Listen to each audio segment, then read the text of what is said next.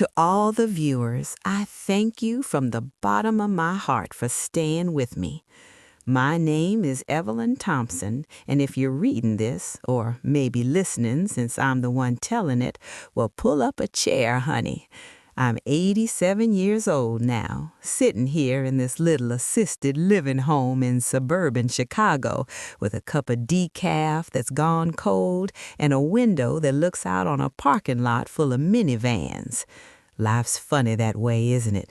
You start out with dreams as big as the Midwest sky, and you end up watching reruns of Jeopardy while wondering where all the time went.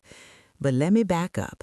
This isn't just any old lady's ramble. This is my story, the one about how my kids left me behind in my twilight years, not realizing I was the one holding them up with my prayers all along.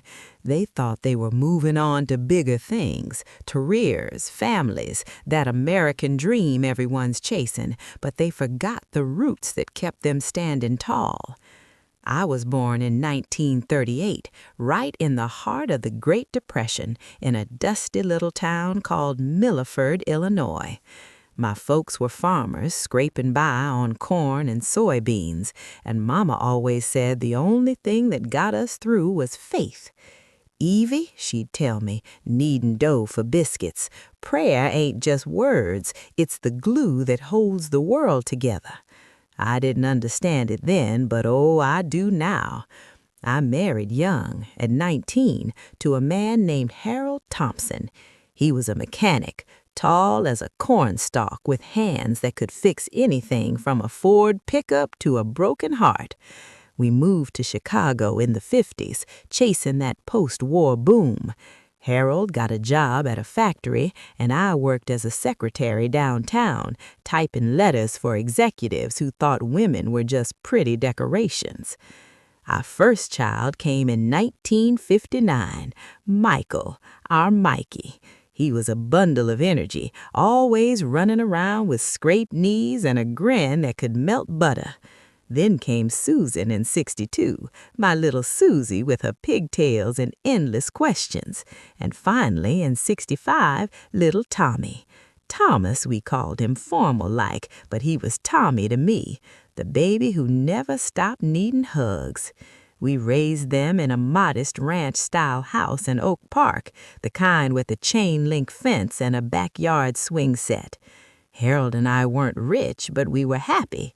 I'd pack their lunches with PB&J sandwiches, and every night we kneel by their beds for prayers. Dear Lord, I'd say, watch over Mikey, Susie, and Tommy. Keep them safe, guide their steps, and let them know your love. Harold would chuckle and say I was overdoing it, but he joined in anyway. The years flew by like pages in a calendar flipping in the wind.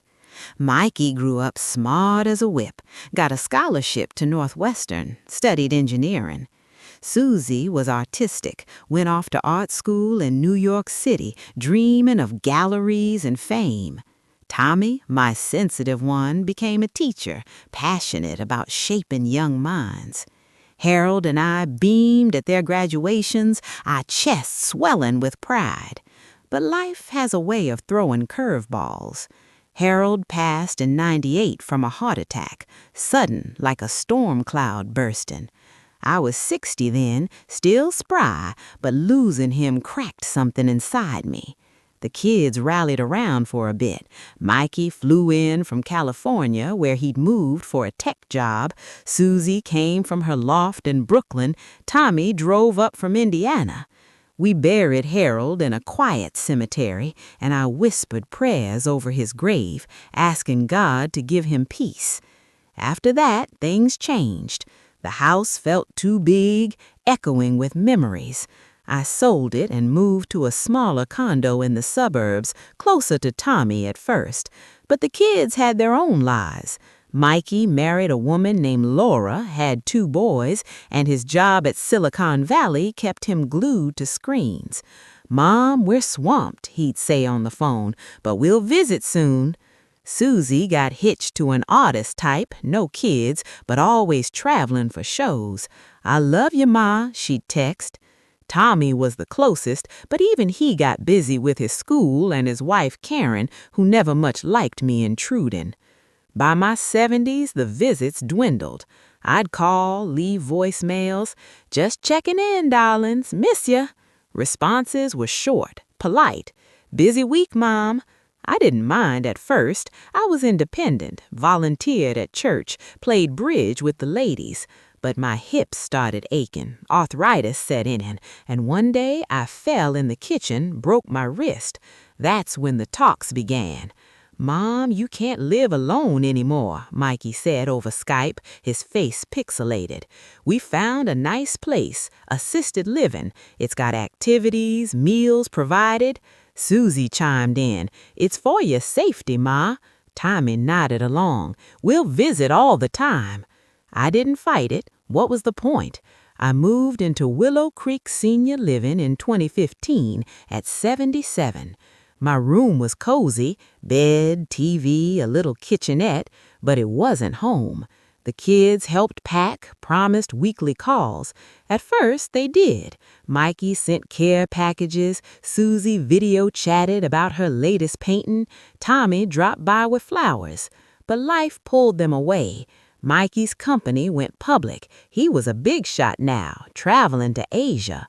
Susie's marriage hit rocks, divorce papers flying. Tommy's school district cut funding. He was stressed, picking up extra jobs. Months turned to years.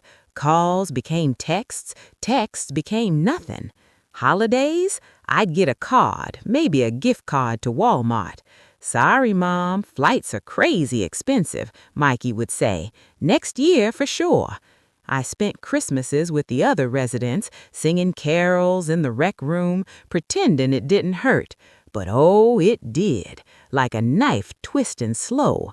I'd lie awake nights staring at the ceiling, wondering what I'd done wrong. Was I too clingy, not supportive enough? But deep down, I knew it wasn't me. It was the world, fast-paced, selfish, forgetting the old folks who paved the way. And through it all, I prayed. Every morning, on my knees by the bed, even when it hurt to kneel. "Lord, bless Mikey with wisdom in his deals. Keep Susie safe in the city. Heal her heart. Give Tommy strength for his students." I prayed for their spouses, their kids, my grandkids I'd barely met. Mikey Jr. and little Alex, seen only in photos. Susie's no kids life, but I prayed for her dreams. Tommy's daughter, Emily, who sent me drawings once. Didn't pray for myself much, didn't seem right. But those prayers, they were my lifeline, my secret weapon. I believed, truly believed they were heard. Let me tell you about the miracles, the ones they never knew about. Take Mikey. In 2018, his company hit a snag, lawsuit from competitors, stock plummeting. He was on the verge of losing everything, he later told Tommy in a rare sibling call. But one night, I had a dream, Harold whispering, "Pray harder, Evie." So I did, all night, rosary in hand. The next week, the case settled out of court, favorable terms. Mikey called it luck, a smart lawyer, but I knew. Susie, my wild child, she got into a car wreck in 20.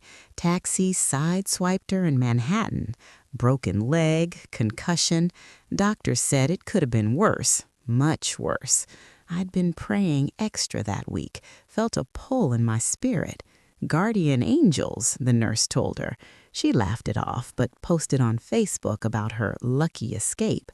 Tommy? His marriage nearly crumbled in 22. Karen wanted out, said he worked too much. I fasted and prayed for 3 days, weak as I was. They reconciled, went to counseling. "We turned a corner," he emailed me once. No mention of divine intervention. They didn't know. How could they? They stopped believing in that stuff years ago, caught up in science, therapy, self-help books. Prayer was old-fashioned to them, something Grandma did. But it was my strongest gift, the one thing age couldn't take. While they left me here, gathering dust like an old photo album, I was their invisible shield. Now, don't get me wrong, I wasn't bitter. Hurt, yes. Lonely, absolutely. But forgiveness? That's what faith teaches. I'd write letters, old school style, sealing them with love. Thinking of you, I'd say. No replies, but I sent them anyway. The staff here at Willow Creek became my family. Nurse Carla with her jokes, Mr. Jenkins who played chess with me. We'd share stories in the common room, laugh about the good old days. One winter, 23 it was, I got pneumonia, bad, hospitalized for weeks. The kids were notified, emergency contacts, you know. Mikey sent flowers, Susie a get-well card. Tommy called once. Hang in there, Mom. I pulled through, doctors amazed at my resilience. You're a fighter, they said. But it was prayers, mine, and maybe the church groups. When I got back, I started a prayer circle here at the home, us old folks lifting up our families from afar. Fast forward to now, 2025, I'm frailer, use a walker, but my mind's sharp. Last month, something shifted. Mikey lost his job. Tech bubble burst. Layoffs galore. He called me for the first time in years, voice cracking. Mom, I don't know what to do. I listened, then said, Pray, son, it's never too late. He chuckled, awkward, but I heard the desperation. Susie? Her art career tanked with the economy. She's back in therapy. Tommy's school closed. He's job hunting. They're starting to circle back, tentative. Tommy visited last week, brought Emily. She's 10 now, shy but sweet. Grandma, tell me about Dad when he was little. We talked for hours. Mikey promises a trip soon. Susie texts more. Do they realize yet that I was their strongest prayer? Maybe not fully, but seeds are planted. Life's a long road, honey. We make mistakes, leave people behind, thinking we're progressing. But love, real love, the praying kind, doesn't let go. It waits, patient as the seasons. If my kids read this someday, know this, I never stopped. You are always in my heart, my words to God, and that's the truest strength there is.